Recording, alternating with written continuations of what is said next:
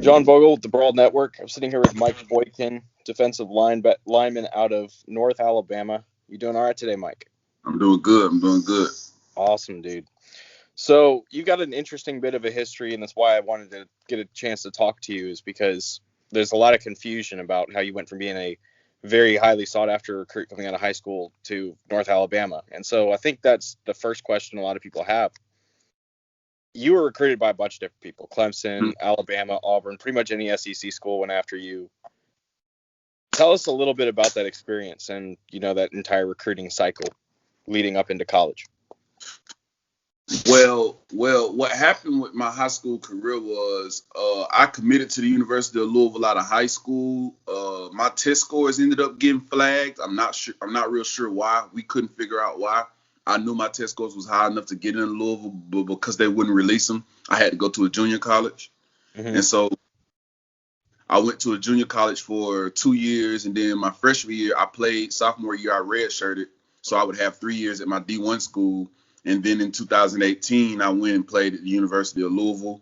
I played in 10 games, started in like 6. No, I played in all of them, but I think I started in like 6. It was 2 games. I really don't like to count them because I barely played. I probably only played like 10 snaps apiece in both games.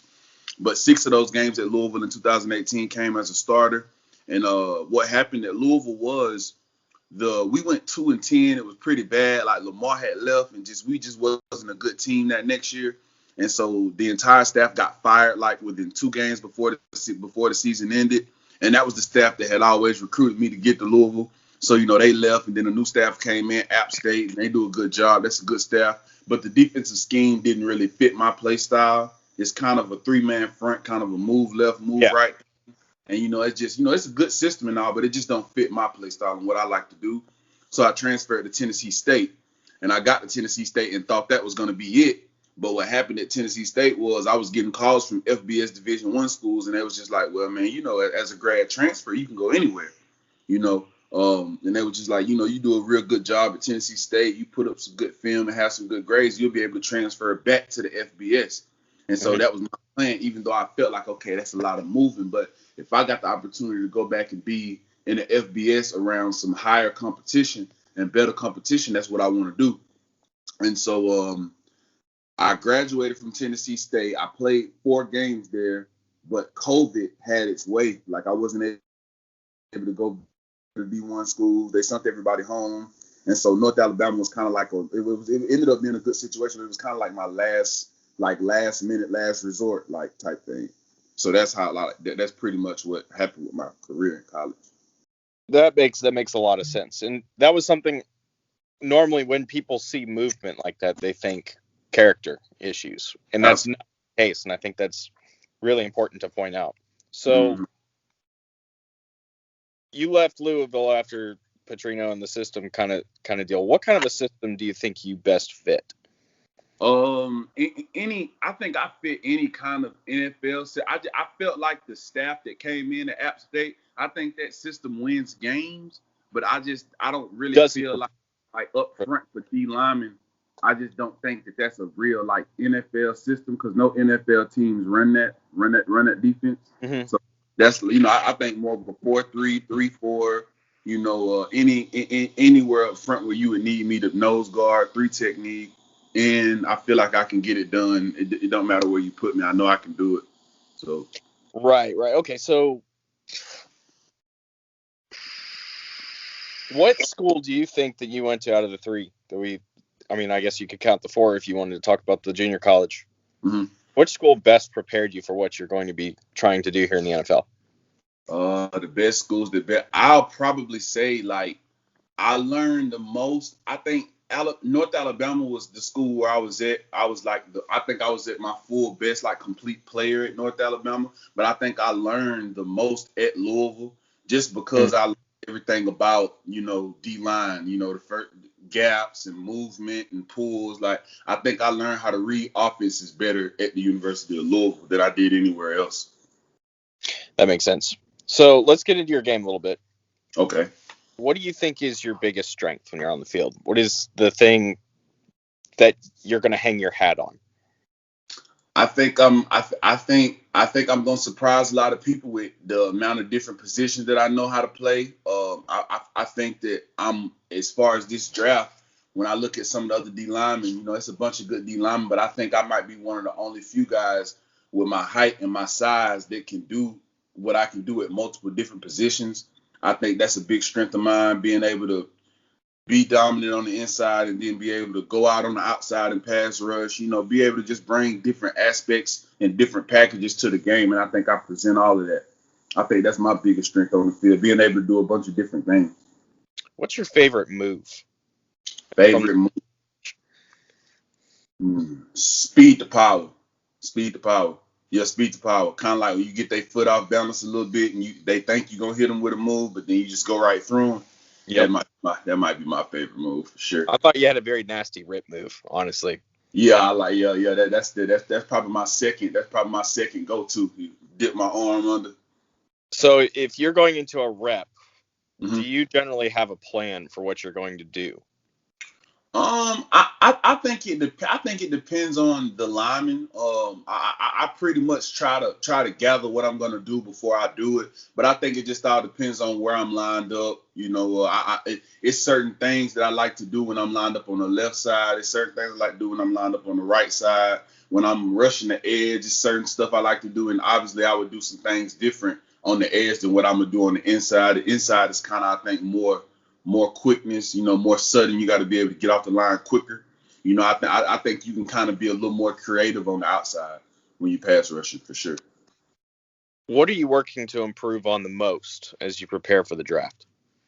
I'll probably say just speed. I feel like my speed. I think I can already move pretty well for my size, but I feel like my speed, man. I think that if I can just, I feel like I ain't even touched the surface about how fast I really am. I don't even think I've touched the surface yet. And so I think that's a big thing. That's a big thing for me. So you were a late addition to the College Gridiron Showcase this year, which, Brawl sponsored. And that's how I got to find out about you, was when you added in. I think I'd already done my top 50 players, and then 10 guys ended up coming into the event, and I was, whoa, okay. And you were one of them. And so how did you end up at the College Gridiron Showcase? What led you there? I ended up in the Gridiron Showcase pretty much. I had got invited. I had got invited a long time ago, but I didn't know how I was gonna. I didn't know if I was gonna go. I didn't really know what my future college plans was or what anything was gonna happen. And then when I ended up declaring and I ended up getting with a good agent, it was pretty much just like, man, you got to go to the Gridiron Showcase. You got to do that and a couple other things. And Gridiron Showcase was a great experience. It was big for me.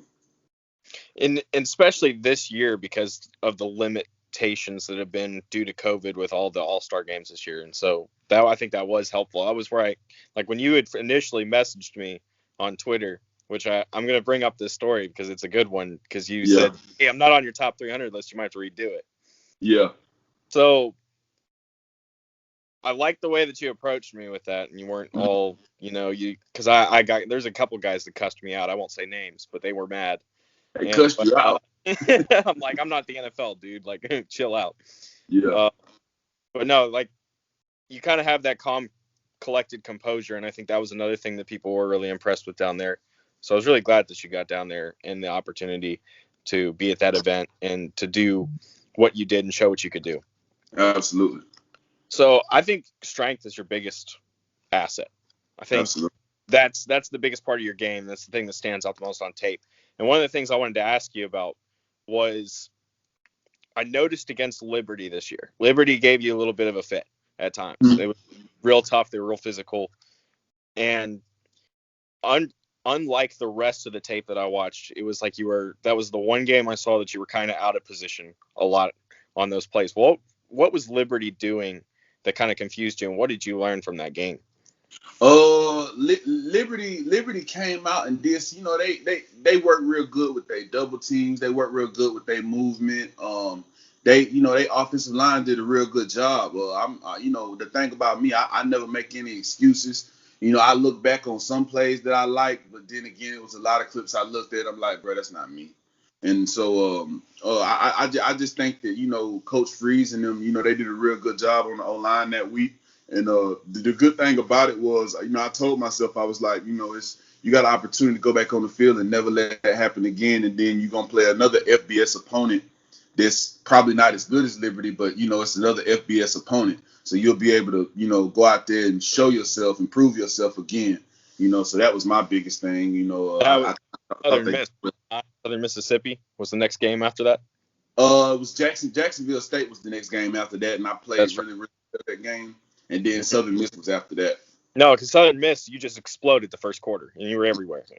Yeah. But I was just curious what Liberty had kind of done and what was the deal that day with that, because that was the one game that I saw where it was like Mike's not playing like he normally does. This is the one game that he put off.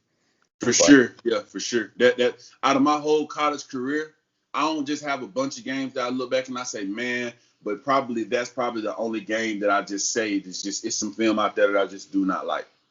So who is the best player that you remember going up against? One of those linemen from Bama in 2018. Everybody go first round out of this. but man, one of those linemen. I think the tackle that ended up going to the Browns. How you pronounce Willie? Yeah, he was pretty good. Lester Cotton was pretty good. Jonah Williams was pretty good. Probably Willis was probably the number one name I could think of. He was pretty good. He was pretty good. Because this clip went viral recently, I thought it was fun to ask. Because you were recruited by Alabama. I don't know how heavily you were recruited by them. Mm-hmm. Did you ever get that call from Coach Saban with that pitch that went viral? You said I didn't get a call from Coach Saban. Coach Saban didn't call me. I didn't get a call from Coach Saban, but I do remember Alabama offering me. My head coach had just told me, he was just like, man, Alabama just called me and said you got a full scholarship out there, so you can tweet it out if you want to. That was I was curious if you had gotten that call or if that had ever been something that went down. Oh no, I ain't never been on phone. That was a fun clip to watch. He starts going off and he's like, hey, and oh man, I was like, I'll run through a brick wall for Nick Saban. Yeah. Who was, like, out of all the coaches and stuff that you've talked to, who is the guy that really impacted you the most, that made the biggest impression? All the coaches, you mean like my college coaches? Yeah, it could be someone who recruited you. It could be high school. It could be anywhere along the line. Who was that biggest influence for you? I'd probably say LD Scott and Cordell Upshaw. Those two names right there. I learned a lot from Coach LD Scott and Coach Upshaw. He was probably my favorite coach in my college football career. Those two names for sure. Awesome, dude. Is there anything else you want to throw out for anybody listening? I just feel like I try to humbly say it, but I feel like I'm one of the best D linemen in this draft. I think I'm one of the most versatile. I know for a fact I'm one of the most athletic, and anybody who take a chance on me definitely won't regret it. And all I want is, I'm gonna keep grinding so I can get some more of that respect that some of the other guys are getting. For sure, dude. I like it, and I think you're gonna have a decent career. It's gonna be fun to see what happens. Absolutely. I'm rooting for you, for sure, and I would definitely wish you the best of luck in this process, dude. Yes, sir. Absolutely. I appreciate that. Yes, sir. You take it easy, all right? All right. Thank you.